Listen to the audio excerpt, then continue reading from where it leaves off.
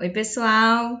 De volta aqui com o nosso Segunda do Enem, um projetinho em que a gente vem corrigir, explicar, conversar sobre as questões dos Enems anteriores. Nós vamos começar com esse Enem, Enem 2020, questão 6 de linguagens. Eu sou a professora Elisângela, te convido a estudar comigo. Vamos lá? Questão 6. Vamos lá, é uma questão que fala sobre funções da linguagem e traz um texto do Manuel Bandeira. Então, ele vai relacionar aqui, além das funções da linguagem, a primeira fase do modernismo, né, que vocês conhecem tão bem, tem vídeo sobre ele. Vamos ler o texto? Vou-me embora para Pasárgada. Foi o poema de mais longa gestação em toda a minha obra. Vi pela primeira vez esse nome, Pasárgada, quando tinha os meus 16 anos, e foi num autor grego. Esse nome de Pasárgada, que significa campo dos persas, ou tesouro dos persas, suscitou na minha imaginação uma paisagem fabulosa, um país de delícias, com esse nomezinho em inglês, né, de Baudelaire. Mais de 20 anos depois, quando eu morava só na minha casa da Rua do Curvelo, no momento de fundo desânimo, da mais aguda sensação de tudo que eu não tinha feito em minha vida por motivo da doença, saltou-me de súbito do subconsciente este grito estapafúrdio. Vou-me embora para Basárgada. Senti na redondilha a primeira célula de um poema e tentei realizá-lo, mas fracassei.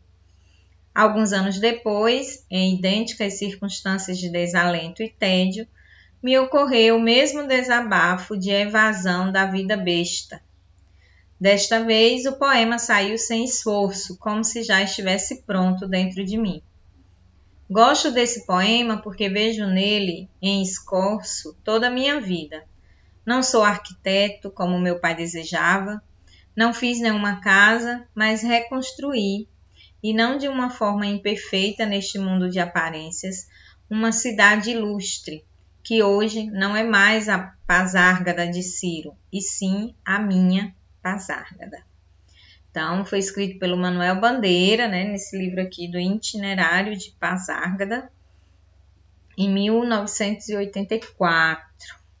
Manuel Bandeira, que é um dos grandes nomes da literatura nacional, da primeira fase do modernismo, esteve lá, né, na Semana de Arte Moderna, não pôde estar no dia, justamente por conta da sua doença, mas mandou um poema, participou de toda a organização e tudo, né? É um grande poeta. E vou-me embora para Pasárgada, lá sou amigo do rei, né? Lá terei a mulher que eu desejei.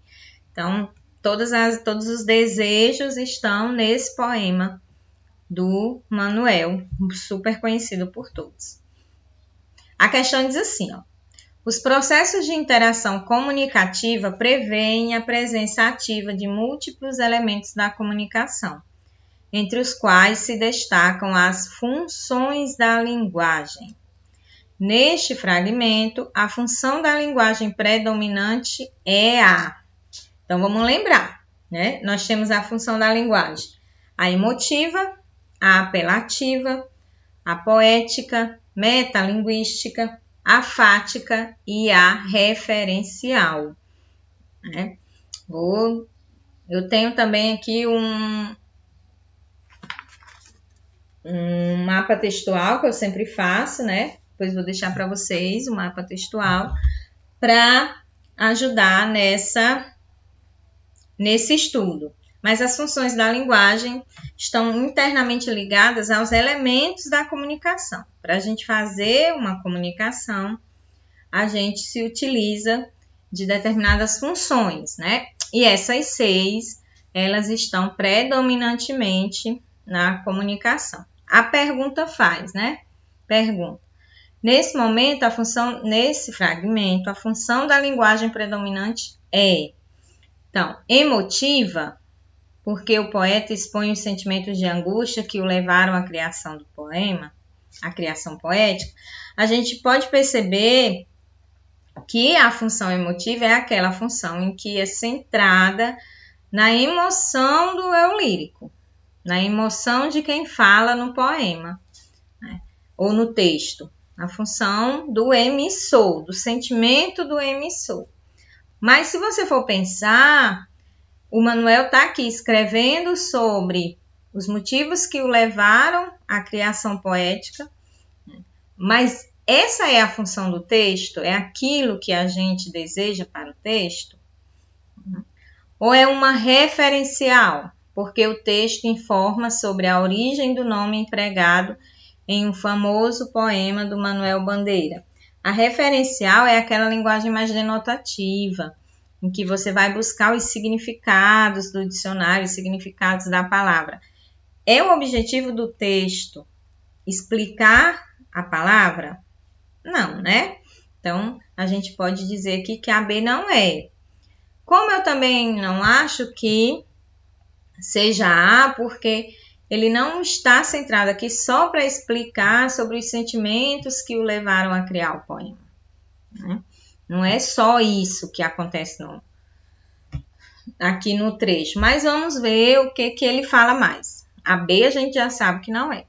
A C é metalinguística, é uma função metalinguística, porque o poeta tece comentários sobre a gênese, a criação, o início, né, e o processo de escrita de um dos seus poemas. A função metalinguística, ela se centra sempre na própria linguagem, na explicação da própria linguagem, na explicação do ato de fazer a linguagem, seja verbal, seja escrita. Então, toda vez que você encontra, por exemplo, uma crônica falando sobre o ato de escrever a crônica, ela é metalinguística.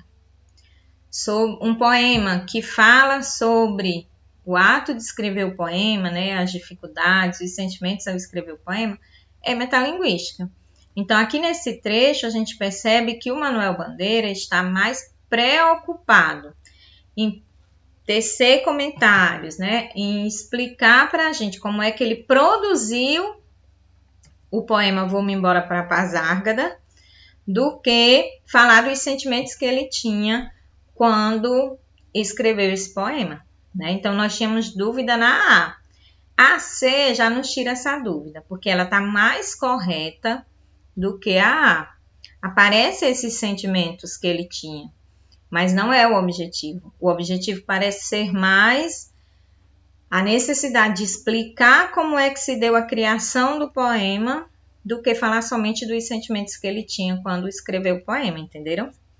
Mas vamos nos certificar, né? Tem a D, ela é uma função poética, porque o texto aborda os elementos estéticos de um dos poemas mais conhecidos de Bandeira, né? Então, a função poética ela é centrada na mensagem, no ato em si, né? No ato de falar, de se expressar. Aqui a gente percebe que ele não está centrado apenas naquele poema, assim, de abordar os elementos que ele construiu o poema, né? Com a métrica que ele fez, com a rima que ele fez, não. Aqui ele está mais preocupado em explicar o processo de escrita do que o processo de composição do poema em si, certo? Do poema em si, que eu digo do poema da métrica, da rima, do ritmo que o poema ia ter. Tá? Ele não explica isso, ele explica o processo de escrita mesmo, assim, o que o levou a escrever, qual o objetivo dele escrever esse poema. Então, a gente continua ainda com a C, beleza? E a E diz assim, é a função apelativa, porque o poeta tenta convencer o leitor sobre sua dificuldade de compor um poema. Ele fala dessa dificuldade que ele teve de compor esse poema, mas o objetivo aqui é convencer o leitor disso? Não. Né? Então, a função apelativa nós vamos encontrar muito em textos publicitários, né? Textos dissertativos, que vão convencer o leitor sobre a opinião que está sendo dada, tá bom? Aí, além disso, faltou a função fática, né?